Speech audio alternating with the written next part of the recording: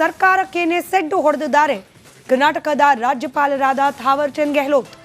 ಸರ್ಕಾರ ಸಿದ್ಧಪಡಿಸಿಕೊಟ್ಟಂತಹ ಭಾಷಣವನ್ನ ಓದಲಿಲ್ಲ ರಾಜ್ಯಪಾಲರು. ಕೇವಲ ಸ್ವಾಗತ ಕೋರಿ ಭಾಷಣ ಮುಗಿಸಿ ನಿರ್ಗಮಿಸಿದ್ದಾರೆ ರಾಜ್ಯಪಾಲರು. ಕೇವಲ 3 ಪದಗಳಲ್ಲಿ ಭಾಷಣವನ್ನ ಸಮಾಪ್ತಿ ಮಾಡಿದ್ದಾರೆ. ಒಂದೇ ಸಾಲಿನಲ್ಲಿ ಭಾಷಣವನ್ನ ಮುಗಿಸಿದ್ದಾರೆ ರಾಜ್ಯಪಾಲರು.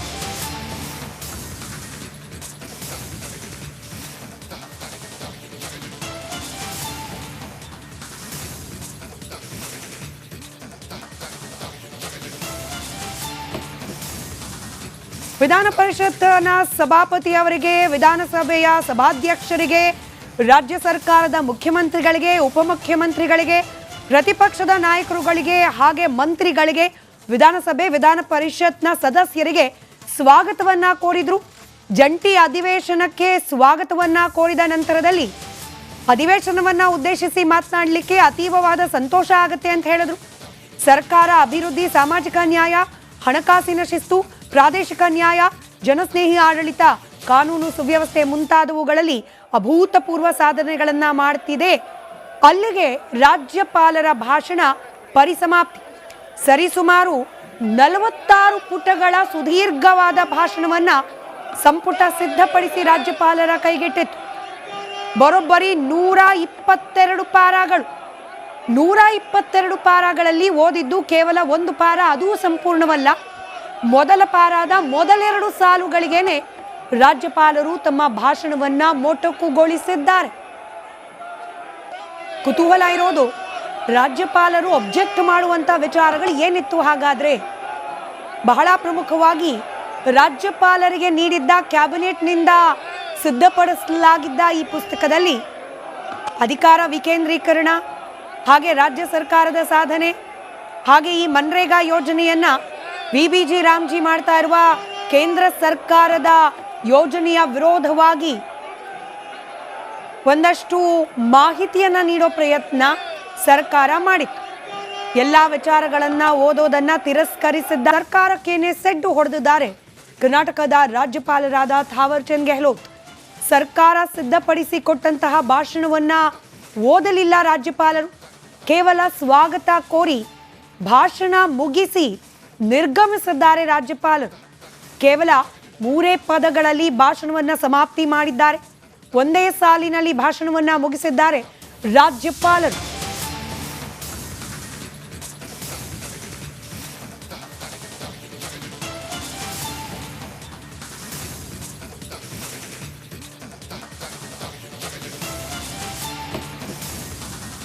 ವಿಧಾನ ಪರಿಷತ್ನ ಸಭಾಪತಿ ಅವರಿಗೆ, ವಿಧಾನಸಭೆಯ ಸಭಾಧ್ಯಕ್ಷರಿಗೆ, ರಾಜ್ಯ ಸರ್ಕಾರದ ಮುಖ್ಯಮಂತ್ರಿಗಳಿಗೆ, ಉಪಮುಖ್ಯಮಂತ್ರಿಗಳಿಗೆ, ಪ್ರತಿಪಕ್ಷದ ನಾಯಕರುಗಳಿಗೆ ಹಾಗೆ ಮಂತ್ರಿಗಳಿಗೆ, ವಿಧಾನಸಭೆ ವಿಧಾನ ಪರಿಷತ್ನ ಸದಸ್ಯರಿಗೆ ಸ್ವಾಗತವನ್ನ ಕೋರಿದ್ರು.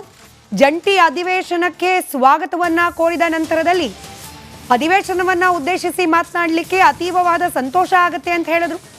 ಸರ್ಕಾರ ಅಭಿವೃದ್ಧಿ, ಸಾಮಾಜಿಕ ನ್ಯಾಯ, ಹಣಕಾಸಿನ ಶಿಸ್ತು, ಪ್ರಾದೇಶಿಕ ನ್ಯಾಯ, ಜನಸ್ನೇಹಿ ಆಡಳಿತ, ಕಾನೂನು ಸುವ್ಯವಸ್ಥೆ ಮುಂತಾದವುಗಳಲ್ಲಿ ಅಭೂತಪೂರ್ವ ಸಾಧನೆಗಳನ್ನ ಮಾಡುತ್ತಿದೆ.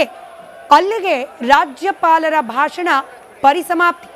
ಸರಿಸುಮಾರು 46 ಪುಟಗಳ ಸುದೀರ್ಘವಾದ ಭಾಷಣವನ್ನ ಸಂಪುಟ ಸಿದ್ಧಪಡಿಸಿ ರಾಜ್ಯಪಾಲರ ಕೈಗೆಟ್ಟಿತ್ತು. ಬರೋಬ್ಬರಿ 122 ಪಾರಾಗಳು. 122 ಪಾರಾಗಳಲ್ಲಿ ಓದಿದ್ದು ಕೇವಲ 1 ಪಾರ, ಅದೂ ಸಂಪೂರ್ಣವಲ್ಲ. ಮೊದಲ ಪಾರಾದ ಮೊದಲೆರಡು ಸಾಲುಗಳಿಗೇನೆ ರಾಜ್ಯಪಾಲರು ತಮ್ಮ ಭಾಷಣವನ್ನ ಮೊಟಕುಗೊಳಿಸಿದ್ದಾರೆ. ಕುತೂಹಲ ಇರೋದು, ರಾಜ್ಯಪಾಲರು ಅಬ್ಜೆಕ್ಟ್ ಮಾಡುವಂತ ವಿಚಾರಗಳು ಏನಿತ್ತು ಹಾಗಾದ್ರೆ? ಬಹಳ ಪ್ರಮುಖವಾಗಿ ರಾಜ್ಯಪಾಲರಿಗೆ ನೀಡಿದ್ದ ಕ್ಯಾಬಿನೆಟ್ನಿಂದ ಸಿದ್ಧಪಡಿಸಲಾಗಿದ್ದ ಈ ಪುಸ್ತಕದಲ್ಲಿ ಅಧಿಕಾರ ವಿಕೇಂದ್ರೀಕರಣ, ಹಾಗೆ ರಾಜ್ಯ ಸರ್ಕಾರದ ಸಾಧನೆ, ಹಾಗೆ ಈ ಮನ್ರೇಗಾ ಯೋಜನೆಯನ್ನ ವಿಬಿಜಿ ರಾಮ್ಜಿ ಮಾಡ್ತಾ ಇರುವ ಕೇಂದ್ರ ಸರ್ಕಾರದ ಯೋಜನೆಯ ವಿರೋಧವಾಗಿ ಒಂದಷ್ಟು ಮಾಹಿತಿಯನ್ನ ನೀಡೋ ಪ್ರಯತ್ನ ಸರ್ಕಾರ ಮಾಡಿತ್ತು. ಎಲ್ಲಾ ವಿಚಾರಗಳನ್ನ ಓದೋದನ್ನ ತಿರಸ್ಕರಿಸಿದ್ದ ಸರ್ಕಾರಕ್ಕೇನೆ ಸೆಡ್ಡು ಹೊಡೆದಿದ್ದಾರೆ ಕರ್ನಾಟಕದ ರಾಜ್ಯಪಾಲರಾದ ಥಾವರ್ ಚಂದ್ ಗೆಹ್ಲೋಟ್. ಸರ್ಕಾರ ಸಿದ್ಧಪಡಿಸಿಕೊಟ್ಟಂತಹ ಭಾಷಣವನ್ನ ಓದಲಿಲ್ಲ ರಾಜ್ಯಪಾಲರು. ಕೇವಲ ಸ್ವಾಗತ ಕೋರಿ ಭಾಷಣ ಮುಗಿಸಿ ನಿರ್ಗಮಿಸಿದ್ದಾರೆ ರಾಜ್ಯಪಾಲರು. ಕೇವಲ 3 ಪದಗಳಲ್ಲಿ ಭಾಷಣವನ್ನ ಸಮಾಪ್ತಿ ಮಾಡಿದ್ದಾರೆ. ಒಂದೇ ಸಾಲಿನಲ್ಲಿ ಭಾಷಣವನ್ನ ಮುಗಿಸಿದ್ದಾರೆ ರಾಜ್ಯಪಾಲರು.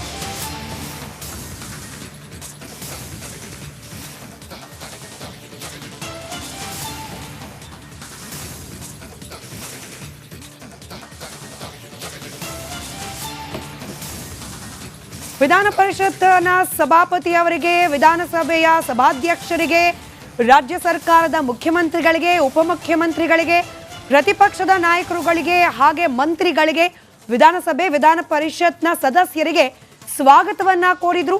ಜಂಟಿ ಅಧಿವೇಶನಕ್ಕೆ ಸ್ವಾಗತವನ್ನ ಕೋರಿದ ನಂತರದಲ್ಲಿ ಅಧಿವೇಶನವನ್ನ ಉದ್ದೇಶಿಸಿ ಮಾತನಾಡಲಿಕ್ಕೆ ಅತೀವವಾದ ಸಂತೋಷ ಆಗುತ್ತೆ ಅಂತ ಹೇಳಿದ್ರು.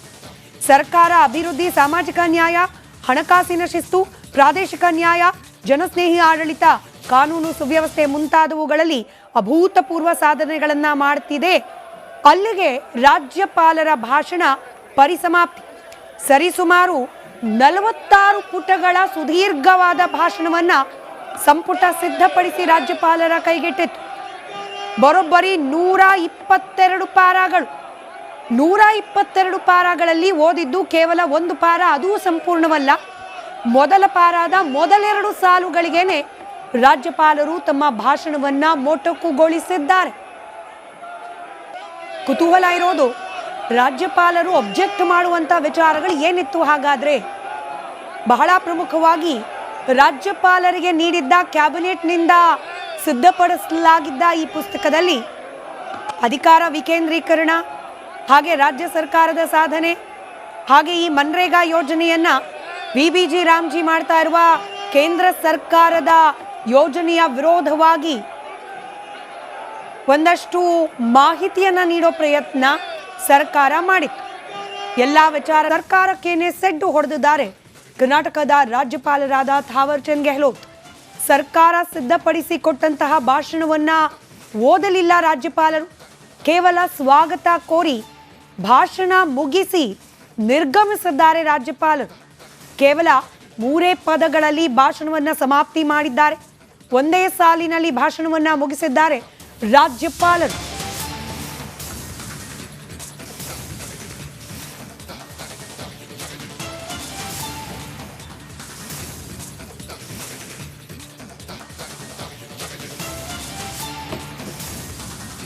ವಿಧಾನ ಪರಿಷತ್ನ ಸಭಾಪತಿ ಅವರಿಗೆ, ವಿಧಾನಸಭೆಯ ಸಭಾಧ್ಯಕ್ಷರಿಗೆ, ರಾಜ್ಯ ಸರ್ಕಾರದ ಮುಖ್ಯಮಂತ್ರಿಗಳಿಗೆ, ಉಪಮುಖ್ಯಮಂತ್ರಿಗಳಿಗೆ, ಪ್ರತಿಪಕ್ಷದ ನಾಯಕರುಗಳಿಗೆ ಹಾಗೆ ಮಂತ್ರಿಗಳಿಗೆ, ವಿಧಾನಸಭೆ ವಿಧಾನ ಪರಿಷತ್ನ ಸದಸ್ಯರಿಗೆ ಸ್ವಾಗತವನ್ನ ಕೋರಿದ್ರು.